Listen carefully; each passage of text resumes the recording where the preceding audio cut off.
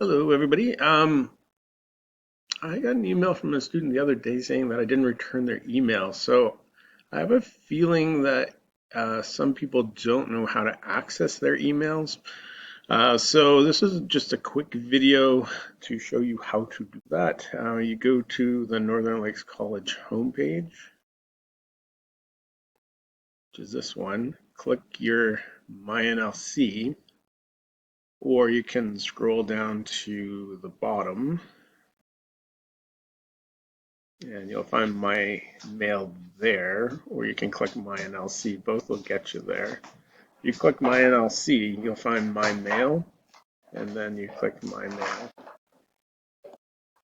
Once you click my mail, it'll take you to your mail. You might have to put in your student ID.